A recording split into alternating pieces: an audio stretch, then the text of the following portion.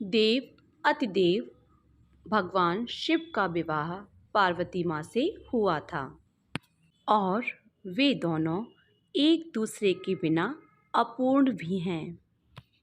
मान्यता है कि शिव और शक्ति के प्रयोजन से ही यह पृथ्वी चलती है और माता पार्वती पर्वतराज हिमालय की पुत्री हैं, जिसके अनुसार उन्हें शैलपुत्री भी कहा जाता है। और वहीं सनातन धर्म के अनुयायी यह भी मानते हैं कि देवी गंगा का अवतरण हिमालय से हुआ। और वामन पुराण के अनुसार जब भगवान विष्णु ने वामन रूप में अपना एक पैर आकाश की ओर उठाया, तब ब्रह्मा जी ने विष्णु के वामन अवतार के पैर धोकर उस पानी को एक कमंडल में भर लिया। इस जल के तेज से ब्रह्मा जी के कमंडल में गंगा का जन्म हुआ। ब्रह्मा जी ने गंगा को राजा हिमपाद को सौंप दिया। इस प्रकार देवी पार्वती और गंगा दोनों बहन हुईं। उसी अनुसार देवी गंगा और देवी पार्वती दोनों आपस में बहन लगती हैं।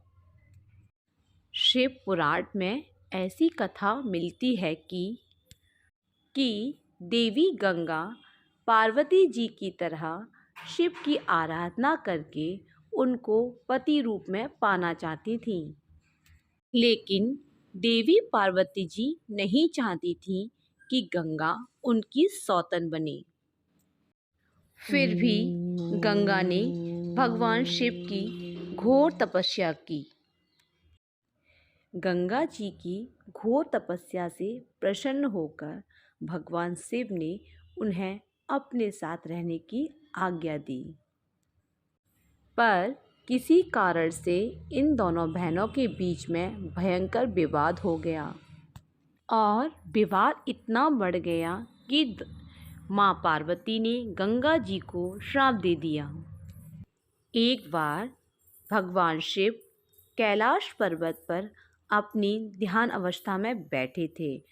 साथ में माता पार्वती भी ध्यान में मग्न थीं।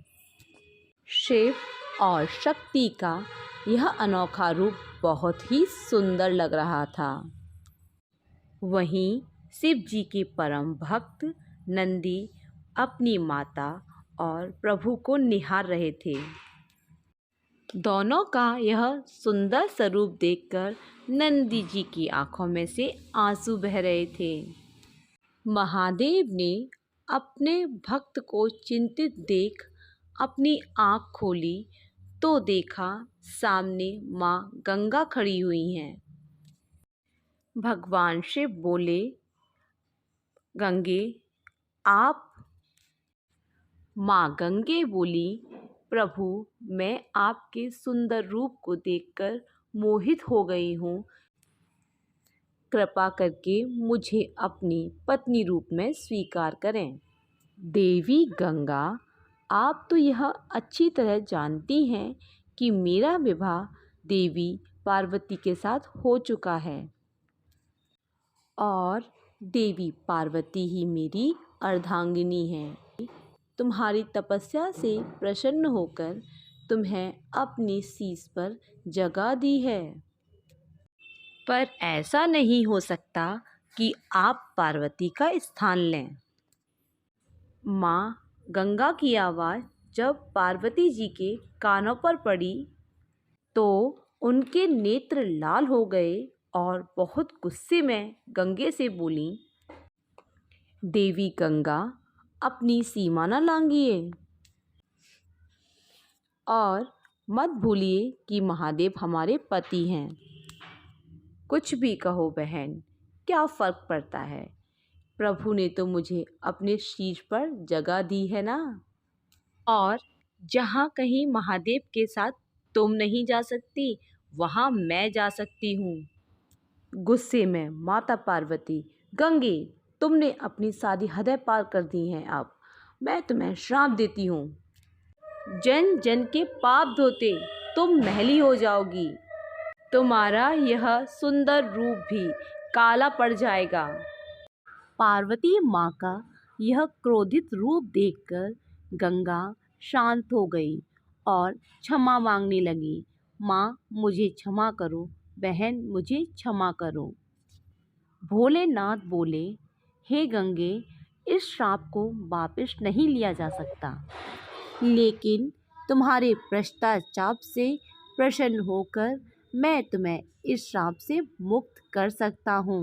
हे गंगे, तुम जनमानस के पापों से दूषित अवश्य होगी, पर संत जन के स्नान से तुम्हारे पापों की शुद्धि होगी। भगवान शिव ने प्रसन्न होकर गंगा को आशीर्वाद दिया। इसके बाद से गंगा में स्नान करने से पापों की शुद्धि होने लगी। तब से ही लोग दूर दूर से गंगा में स्नान करने आते हैं और अपने पापों से मुक्ति पाते हैं और भगवान शिव की जटाओं से बहती हुई गंगा पृथ्वीलोक तक आती हैं।